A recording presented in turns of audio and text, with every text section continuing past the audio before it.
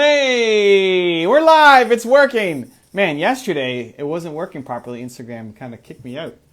Nina couldn't get on. I couldn't get on, but it's working. Happy Friday. Happy Friday. Happy Friday. Let me put this in. Ask us your questions. Oops. Ask us your questions below. Hello, hello. Excited to be here. Let's bring in Mark Draber in the house. Get your questions ready. We got some fire answers all set to go for you. Mark Draber, here he is. Draber, wow. So yesterday I was doing IG Live and it kicked me out. And then I couldn't get back on. And then Nina couldn't get on. I'm having a lot of issues with Instagram right now. My questions don't work when people leave questions at the top. It's not working. This is a nightmare for you, isn't it? Dude, I want to serve, man. I want to serve. I want to help. We got lives to change. We are all built to serve, Don't aren't we, put me Evan? in a box. Instagram. Okay. Ready? Shows just how precarious some people's livelihoods are, when they're so tied to a platform. Sure. I mean, I don't know. I wonder how much I actually make off of Instagram. I don't know. There's a lot of fun. There's a lot of joy in it, though. There you go. There's a lot of fun and joy. There you go. Welcome to the Something to Prove podcast. If you don't know what's happening right now, I'm Mark Drager. Evan and I host a podcast every week. This is a very special bonus episode. We're here to answer your questions. If you don't know who I am, come along for the ride. You'll join us. You'll learn. Okay, let's go. Question time. Use the question box. We can pop it on screen. Mm-hmm. Latest book you're reading? Okay. This morning I popped back on. I'm almost done. Everything is Figureoutable by Marie Forleo. And it's amazing. It's amazing. I like the audiobook. She reads it herself. She's got so much attitude. She's got such a great personality. Spunk. She's got spunk. She thinks she's got spunk. You don't think she has spunk? I do. It's a great book. Like, it touches on a lot of things that other people touch on, but she's just so she's such a gifted teacher. There's a reason she's successful. She's very, very good at it. I like the book a lot, learning a lot, and remembering a lot, like things I learned a while back that I apparently forgot. All right. Like what? Oh gosh, like what? Put me on the spot. Why don't you? You said you remembered stuff that you didn't remember anymore. Yeah, well, like I'm listening again. to things and it's, yeah, exactly. I forget it. Perfect. You forgot it again. Awesome. I'm reading The Power of When by Michael, I don't know how to pronounce his last name. Brace. Okay. Yeah. So he was on Impact Theory. He's a sleep doctor, and his research, I guess, shows that biologically we are wired to have different patterns, and you can test it. I got to test it this weekend by your temperature. So if you check your temperature at 5 o'clock, 6 o'clock, 7 o'clock, 8 o'clock, 9 o'clock, you'll see which habit loop you kind of fall into, and then gives you optimal time to do everything. So optimal times to eat, to work out, to have sex. Based on your temperature? Based on your biology, so that he has 4 different groups of people that he'll lump people into. But the way you can go and get a fancy test to figure it out. But he has a questionnaire that you can ask yourself, like, how do you answer these questions? And then also if you want to actually test the temperature. So I'm gonna test it this weekend. I answered the questionnaire. I got my answer, which is I'm the average. I'm the biggest group. So 50-something% of people. So I don't have. I'm not a late night person. I'm not an early morning person. I'm not a super light sleeper. Those are the basic categories, like the insomniac, the late night sleeper, the early morning sleeper, and then the kind of person who goes with the rhythm. So right. I go with the circadian rhythm. But other people aren't. So if you feel like you're a late night person, but you feel bad about yourself for not doing the 5 a.m. club, like, hey, maybe you should actually go with your biology. So maybe you should start the 1 a.m. club and start to celebrate, like crushing it at 1 a.m. For everybody who freaks out about waking up early, like, it's much more about what are you doing while you're awake than what time do you wake up. People are, anyway. Good times. That's the book I'm reading. All right, what do we got here? You like it? Okay. Gail Trotter asking, where can we find the info? You have Jeremy to learn 1 month and he did it. Oh, so do you want to tell that story? So, Jeremy, you're driving across the desert, and you're You thinking tell of the him. story, Mark. I tell the story. Great, I wasn't there. So Well, you Evan's didn't remember driving- anything about the other thing, so we got to have you involved here somehow.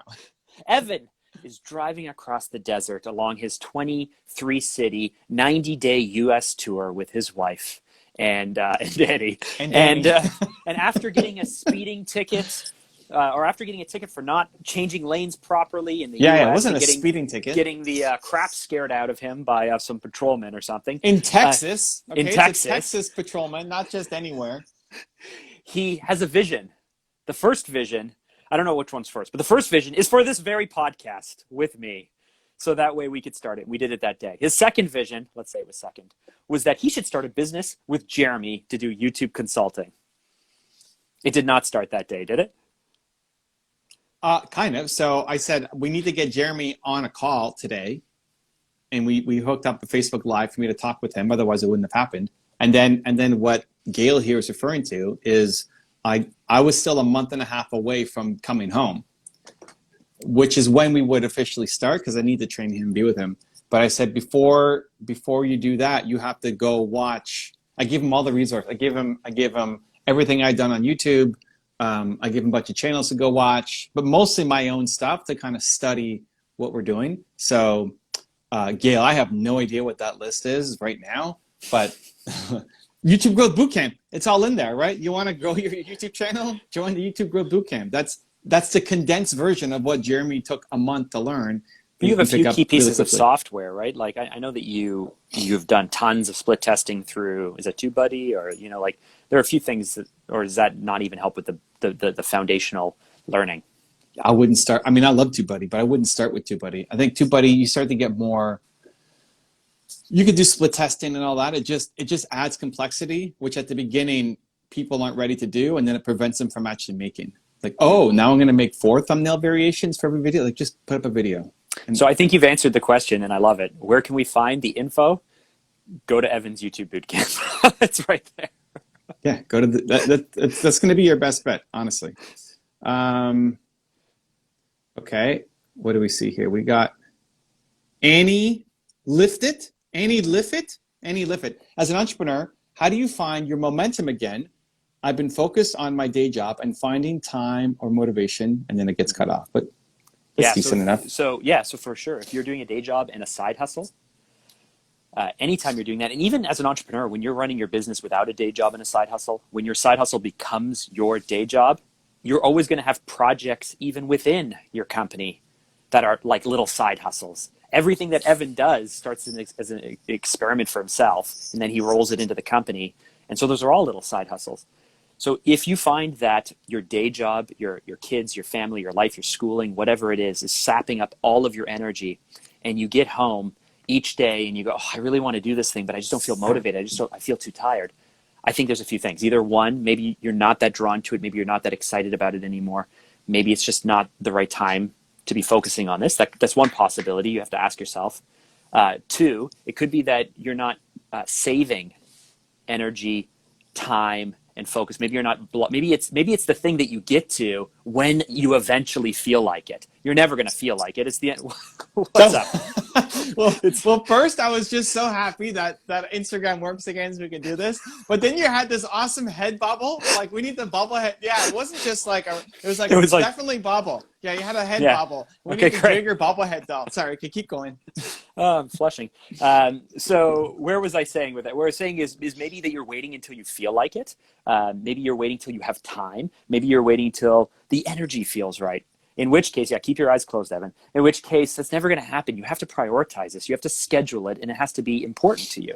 So if I were you, I would think back to the last time that you had to really push through and save time for something important to you. Maybe that's working out. Maybe that's spending time with a loved one or a friend or whatever it is. You have to prioritize it. And if it's painful week after week after week, question whether this is something you really want to do or not. Did you got rid of your Rottweiler, right? Yeah, 2 months ago. Did she ever like shake her head so much that then like slobber started coming out of the side and like have slow motion? So as soon as COVID started, she got a really bad ear infection. Oh no. And I was keeping it clean and stuff, but we couldn't get any medication for her. And so when a dog has an inner ear infection, all they do is just shake their head nonstop. Yeah. Nonstop. So Rottweiler, really cute, but head shaking. And there's just like, if it was slow motion, there's just stuff flying. Like we would find it like midway up the fridge. She's just walking by and it's everywhere. And the worst is when she used to try. Somebody's got to, somebody's got to turn that into a, Joshua, you got to slow that down and turn that into an animation. Yeah, exactly. Like if I used a cell phone, that would be my ringtone with slow motion. Just like that. No, the first one was the best because you had the cheek action going too. Yeah. Okay, anyway, let's do you want to answer answer this question? Mark. Come on. I already answered it. Do you want to answer it, Evan? Okay, I want to talk macro and micro. So the macro here is, in terms of finding motivation, is remembering why you're doing it. What's your why behind it, right? You have to have a strong why to do it. Otherwise, you're going to quit and give up. So if the why is just making money, it's over already. Like move on and find something else. Like you are losing from the start. You have to find the thing that you love the work of doing the thing, right? Last night and the night before when Instagram questions weren't working, I was sad. It's like, oh, this is now, I don't get to do my routine of taking the dogs out and answering questions. I'm just going to take the dogs out, right? Where for a lot of people, your life was a little more gray, right? It was a little more gray because I want to be with Believe Nation and answer questions. Where a lot of times people, if something doesn't work, like, oh, wow, that's great. I don't have to do that thing. That's how you know you're doing the wrong thing. So if you don't have the motivation, that's the starting point. Is like, are you still connected to the why? That's beyond just making money. So that's the macro. The micro then is on a daily, is doing the thing every day that gets you feeling inspired, motivated. So for me, music, right? First thing, always wake up. As I'm heading to the bathroom, I'm putting music on my phone, right? And his go-to song right now is Taco Time or something like that. Raining Tacos? Raining Tacos is the go-to song. It's my number 3 song right now. Number 3. My number 1 song is... you told me yesterday Raining Tacos was your number 1 song. Yeah, it was. Well, that was yesterday. Now it's 2 days later. It changed in one day? Yeah. But Raining Tacos is still a great go-to. Look it up. It's Raining Tacos. You have to look at the non-kids version if you want to add it to a playlist. It's the same song, but the main channel made it listed for kids. And you can't add kids videos to a playlist. That sounds crazy to me. I get the no comments, but you can't add it to a playlist. Anyway, so we have it, but you can't. I want to give the recognition to the person who made it, not the person who just uploaded to their channel. Anyway, it doesn't matter. So I put on music before I even go to the bathroom, right? As I'm walking there, and then I always have a video that I watch. So this morning I was watching the one we did with Lewis Howes, his top 10 rules for success. That amongst other things, I do 20 things every morning, but those two like always get me going. So if you're not feeling it on a day-to-day, think about your morning routine and how you can tweak it. But if you're not feeling it every day, this wouldn't be a morning routine. This would be like transitioning from day job to coming home to side hustle or work or project. So you still need a routine, I guess, to transition from one thing to the other, right? Is what you're saying? Well, it still starts with a great morning routine. Oh, okay. So that you're saying still start with the morning routine, of then course. Go to work, and then figure out the routine for the transition? Yeah, and for sure. The transition, whether you're listening, like if you were driving home from your work and you were blasting your favorite songs. It's Raining Tacos is everywhere. It's Raining Tacos on repeat. You're blasting, you're singing, you're going crazy, you're shaking. You're bobbleheading everywhere. You're doing the Traeger drool in the car. You're doing all of it. The Traeger drool. You're going to show up a different person when you get home. We're different people now for just doing that for 10 seconds. Exactly, right? You'll show up a different person. Listeners, if you're listening to this, you got to go find the video version of this, okay? I'm just going to say, audio does not do this justice. I hope it saves because IG Live with Angela, it didn't save for her the other day because Instagram's having issues. Anyway, hope that helps. Annie Liffett, appreciate the question. That was a good one. See, this is fun. Guys, don't you want this every week? Go listen to the Something Poo podcast. Okay, what do we got? Time flies. Yikes. Your names are. My name is Mark Drager. Now, did you just need that to grab the audio for some kind of like audio password or something? Oh, I don't know. Oh, that's true. I'm not saying it. You said it like my name is like the Slim Shady song. My name is Mark Drager. My name is. Okay, now you have me freaked out. I'm not answering that question. Okay, so his name is Carmichael Evan. Sugar KR, Sugar Shugam KR official. Tell us about your current projects. What are you working on, Mark? Oh, well, I own a marketing agency, and as over the last few years, we've been pivoting it and transitioning it. COVID didn't hurt us too much to begin with, but has been a bit of a struggle to work through. So my biggest project right now is rebuilding my team. I had 23 people at this time last year. We're down to 5 or 6 right now. And so, what I've learned through the recession and what I've learned through COVID and what I've learned through this is I used to fear that if something like this happened, it would all tumble to the ground and would disappear. It would just be gone. But what I've learned is businesses can grow, but businesses can also survive contraction or shrinking. And so for me now, it's about the rebuild. So, we did have a larger team. We're now a smaller team. How do we go back to building a new version of what we had? And that's really exciting. I just got off a call with Eben Pagan, legendary marketer, and was helping him work through kind of YouTube stuff. And then he asked me, what could I use some help with? And we talked about what's happening. Oh, I have his book. I have his new book on my shelf, but I couldn't find. Oh, there it is. Opportunity Fight. Shout out. And to he wanted to look through my funnel. So I was like, sure. Why not? So I looked at the landing page and he thought, he didn't think Built to Serve was a good filler into Movement Makers, and thought I should have either a webinar or a new mini book or something around the idea of just creating subscriptions. So like Subscribe. He wanted me to have a book called Subscribe and teaching people how to build an audience and how to make money doing it and how to then have an impact with that. Okay, if that man tells you that that's what he thinks you should do that for sure. Yeah, so that's what he's very, very good. So then he said, I don't know if that's landing or that comes out of left field. He's like, hey, whatever, I'm coachable. Let's do it. I'm going to work on it. And then he said, okay, great. So you come up with some ideas and then we'll workshop it again next week or something. Like, okay. So that was not what I was planning on doing today, but do you have a way that you used to, or you continue? I mean, you used to say like, hey, be sure to hit the subscribe button below to click that. Like, do you have a way of wording that you used to back in the day when you called out the CTA for subscribing below that used to say? Because that would be a good title for the book then. If you had your own little take on reminding viewers to hit the subscribe button. Point. No, this is the whole point though. He doesn't want it to be my take yet. Oh. Like he says, Built to Serve should be my third book. Okay. That's so the first book. Is just YouTube 101. Second book is your one word. I don't think he even knows about your one word. But the idea is because it is your third book or your fourth book technically. Yeah. I'm not going to correct it. It doesn't matter. That doesn't matter. What he's saying is Built to Serve is the book for people who already know me and really want to go deeper.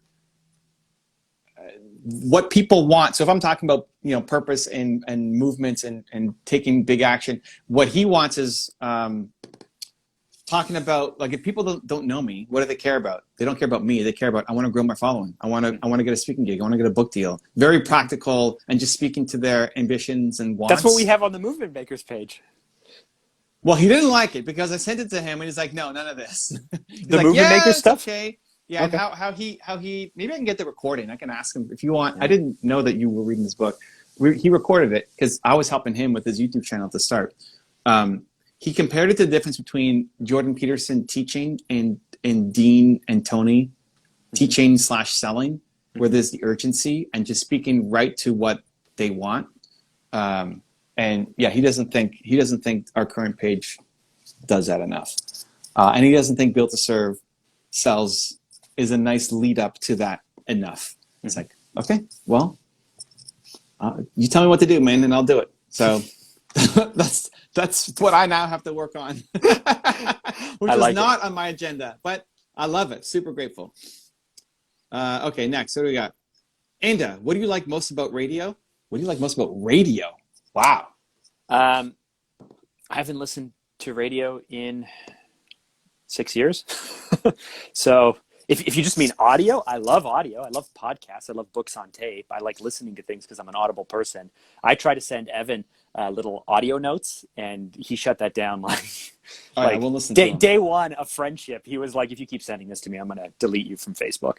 Did I say that? Yeah, No, yeah. I didn't You say were like, that. you're like, if I send you a video, Mark, do not send me back an audio. Oh yeah, don't send me an audio. That's a waste of time. Jesus. But I'm an audio person, so it's just super easy just to grab it. Now, if Evan sends me a video, I send him a video. Yeah, but I You're not- don't listen to radio. I don't care about radio. I don't think many people who are younger. I mean, unless you're commuting and stuff like that, but still. many people who are younger. Are you younger now, Mark? Is that? No, I'm saying I'm older. That maybe people who are younger. But he's not asking what younger. He's asking you. What do you like most about radio, Mark? Nothing. Wow. I like that there's when you turn on a radio station When was the last time you listened to the radio, dude? on the weekend. Just so when you're in your car, you have the radio on. Yeah, if I don't want to go find my playlist, if there's like you're just going to a short trip Yeah. or something, So and you're going to just, go get some gas, or you're going to Yeah, you put on go some get some music. gas. So you just throw it on what 99.9 or 104.5 or what do you do? Like, what do we have? I think we have 92.5. I don't know what Nina has. 92.5. Okay. Yeah, so there's like instant music. And Yeah, this is that's the commercial. That's for Kiss, instant I think. music. Yeah. Yeah, it's like pop. It's like pop. Hot top 40 40. kind of stuff. Yeah. Yeah. My favorite thing when I was younger about the radio was I would listen to sports radio while I was going to sleep. So I'd set it for 1 hour to sleep. I think it's called sleep. Yep. Sleep for 1 hour, and then I would pass out. Usually on the commercial, that I'd really listen. I'd wait for the Blue Jay talk. I got super bored if it was like hockey talk or something. And then over the commercials, I would slowly kind of. I used to listen to the radio going to sleep too, and I always used to remember when I was really young that And your son has your. he has my clock alarm radio. clock radio. Yeah, I That's used to something remember to it, like about radio, Drager. 12 minutes instead after of 9. nothing. I'm telling you today, I used to listen to a lot of talk radio. I used to listen to music. I used to love the radio. Yeah, not anymore. What are we doing? There's a dog sitting in the sun sleeping. Yeah. How would you say that? That's a dachshund, isn't it? Dachshund, You remember? yeah. Yeah, Dachshund. Dachshund. Dachshund. Okay, we got time whatever. for one more. All right. Do you think paying for business ads? Ooh, we're talking hardcore marketing now. This is great for Drager. Do you think paying for business ads on social media platforms like Facebook and Graham are worth paying? So I don't think that's the right question to ask because Evan can't answer that and I can't answer that. And the platform doesn't even matter, right? So typically when you're setting up a campaign, you have to understand your message, your offer, and your target audience. If your target audience, the people you're trying to sell to, are on those platforms, then it makes sense to be there, but you still have to right size the campaigns and whether they're effective or not. If your audiences are not there, then asking us this question makes no sense at all, right? Because no one you're trying to sell to is there. If all of the people you're trying to sell to are on LinkedIn, Facebook and Instagram will only help you with remarketing and advanced strategies and things like But that. who's not on Facebook? Lots of people. If you're trying to target a 14-year-old girl, don't go to Facebook. She's not there, right? They may be on Instagram still, but chances are they're going to be on something like TikTok, which is really hard to advertise on right now. If you're trying to go after a Is 44-year-old, even, hold on, is 14 even like an age category that you can do ads on? What's the minimum? above 13, anything above 13, you can are people who can exist. But let's say that you want to go after a 45-year-old woman. It turns out that Pinterest, which is not probably a platform you would even think to advertise to, has a huge sway in women of that age group in North America. Yeah, but are more 45-year-old women on Instagram or Pinterest? No. Pinterest and Facebook, not Instagram. Really? Yeah. I don't know about that. I think if you look at demographics, I would say Pinterest definitely skews more towards women than men for sure. But if you look at total numbers, Facebook skews more towards women than men. Pinterest skews way more towards women. Instagram is more equal. YouTube skews more towards men. Yeah, these are big total these numbers. Are big, no. These are total big no, hold on. YouTube is the world. YouTube is everybody. Like YouTube numbers compared to any of the platforms dwarfs it. But if you're talking Instagram and Facebook, you're telling me that there's more net number women 45 years old on Pinterest than on Facebook and Instagram? No. I said it skews female. Right. Okay. I never said not but the to be on audience Facebook. is there. But see, we're getting caught up in a conversation that doesn't matter. What really matters It matters is because it matters because your audience is on Facebook and Instagram. You could target and find those people. They may be. So here's a perfect example. So we were running a campaign where we used to target mainly women who were 35 to 55 years of age. And so we naturally went to Facebook. We wanted to open up to other audiences, so younger people and males. So we went to Instagram as well. What we found was that on Facebook, we could capture a target for half the price of the other platforms. So even though we could go after everyone, when you started to run the data, you went, we're not capping on Facebook. Why are we spending twice as much to get younger people on Instagram? Let's go all the way over to Facebook because it's the cheapest platform for this audience. What I'm saying is the platform is relevant to your target, but we can't tell you whether to be there or not until you start the campaign, you optimize the campaign, you iterate it, and you see if you can right size it to the amount you're willing to spend to make a sale. Yeah, that's totally different than your audience isn't there. Your audience is there. Your audience is on Facebook, is on Instagram, is on YouTube. Do you have a business model that makes sense? Like, are you selling something? Start there. What are you running ads for? You have to have a business model attached to it. So do you have a product or service that you can sell? We're saying the same thing. Why are you getting so feisty? No, because the way you said it, you got to understand if your audience is even there. That was the first thing you said. Is your audience there? Of course they're there. Yes, that's already a yes. Your audience is there. Can you convert them? I don't know. Can you convert? Like, do you have a business model attached to fine. it? That's fine. But in my mind, we're saying the exact same thing. You're just using different language. But it's not the same thing at all. Is your audience there? I said if they're there, meaning like if they're there, if they're active, if they're willing to purchase, if they have disposable income, all of those things. They're all there though. They're there. They're active. They have disposable income. It doesn't mean that your ad will convert there, but they are there. The audience is there. Facebook, Instagram, YouTube are giant platforms. Your audience is there. Do you have a business model? Are you selling something? Great. And can you convert them through a YouTube ad or Facebook ad or Instagram ad? That's what you need to test. So perfect. Is it worth paying for? We're saying the exact same thing. No, thing. but we're not. It's not even close. They're there. The audience is there. It's totally different than can we convert that audience, which is already there.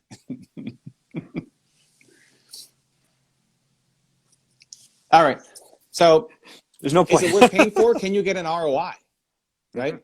Can you convert that traffic in a way that makes sense? Thinking about how much you're making from your sale, how much will you make on the repeat sale, right? If they continue with you, how much is that customer worth to you? And then how much are you willing to spend to get a customer? And does that balance out? Advertising is going to be the fastest way to grow your company. Organic content will take longer. Partnerships will take longer.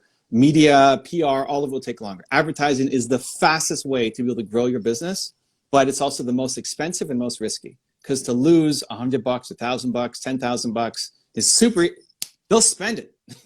You give Facebook permission, it's gone. Will it convert to a sale for you? That's what you have to test. All right. Thank you for listening to the Something to Prove podcast, everybody. Mark, where are they going? If you want to listen more, you can go to Apple Podcasts. Something to Prove podcast is what we're called. We're also on Stitcher and Google Podcasts and all of those places. Much love, everybody. Happy Friday.